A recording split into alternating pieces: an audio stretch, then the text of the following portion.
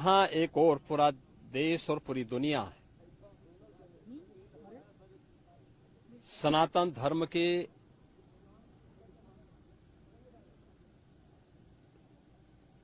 इस सबसे बड़े आयोजन का साक्षी बनकर के गौरव की अनुभूति कर रहा है, प्रफुल्लित है, वहीं दूसरी ओर सनातन धर्म के खिलाफ सपारी लेकर के षड्यंत्र करने वाले तत्वों के द्वारा लगातार शरारत पे शरारत करते हुए झूठ के और असत्य के नित नए प्रतिमान भी गढ़े जा रहे हैं।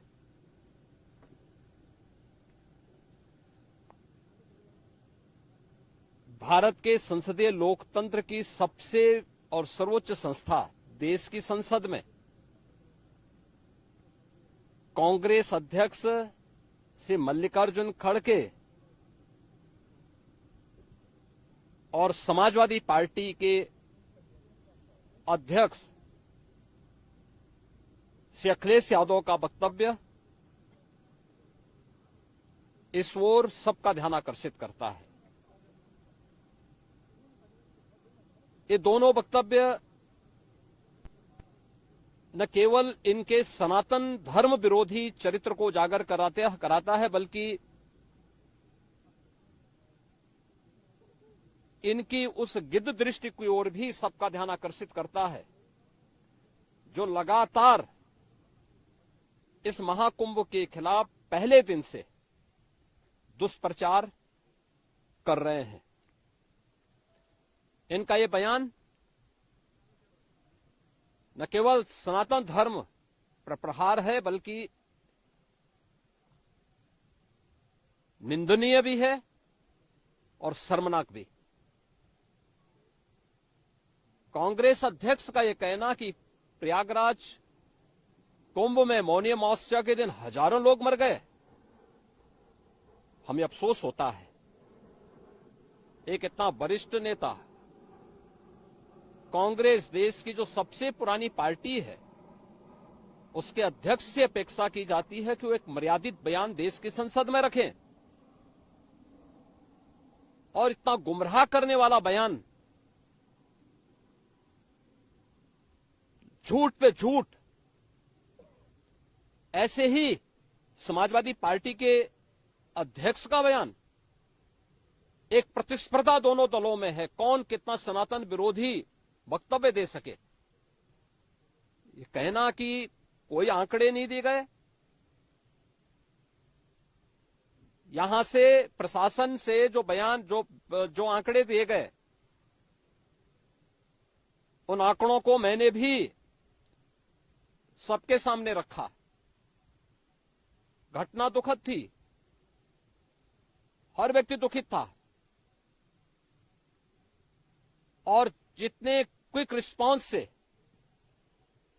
मेला प्रशासन, पुलिस, एनडीआरएफ, एसडीआरएफ,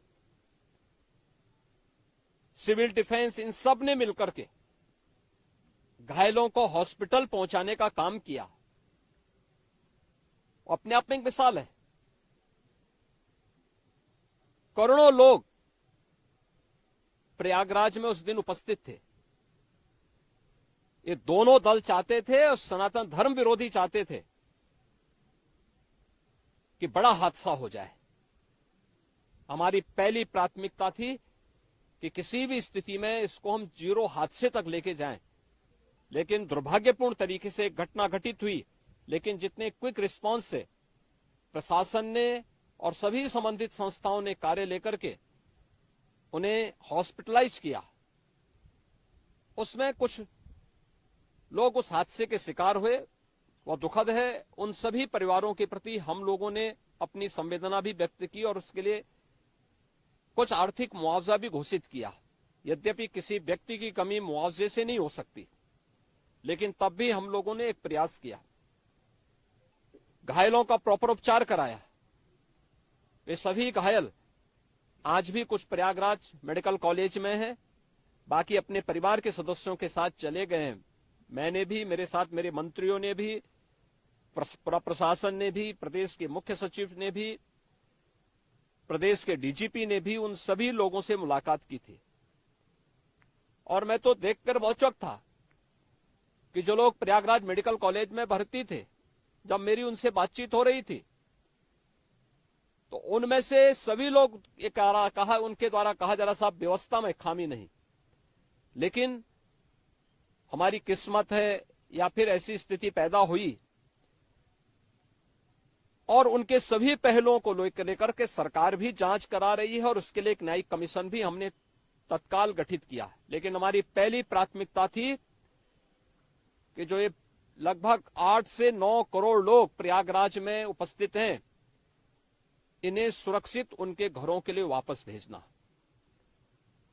इन दोनों दलों और सनातन धर्म विरोधी उन सभी लोगों के वक्तव्य, जो लोग ये गुमराह करने वाले वक्तव्य दे रहे हैं कि लाखों लोगों ने स्नान नहीं किया, सरासर गुमराह करने वाला है।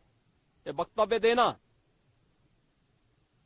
कि कोई अमृत स्नान या साय स्नान नहीं हुआ, ये भी गुमराह करने वाला वक्तव्य है और सनातन धर्म की अवमानना ही नहीं, बदनाम करने की साजिश का एक हिस्सा है। कोई परंपरा बाधित नहीं हुई। मौनी अमावस्या का स्नान पहले दिन सायकाल 7:30 बजे से प्रारंभ हो गया था और अगले दिन पूरे दिन भर देर सायकाल तक मौनी अमावस्या का मुहूर्त था। स्वाभाविक रूप से अखाड़ों ने हादसे के तत्काल बाद मेला प्राधिकरण के साथ बातचीत करके अपने स्नान को स्थगित किया था कुछ देर के लिए। और फिर जब मेरी उनसे बातचीत हुई दोपहर के बाद, सभी अखाड़े और पूज्य संतजन, आचार्य महामंडलेश्वर, वे इस स्नान का हिस्सा बने और वही परंपरागत तरीके से सभी स्नान भी हुए।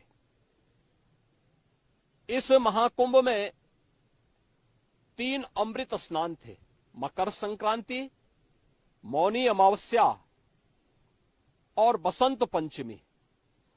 इन तीनों में अमृत स्नान हुए जिसमें सभी अखाड़े भागीदार बने।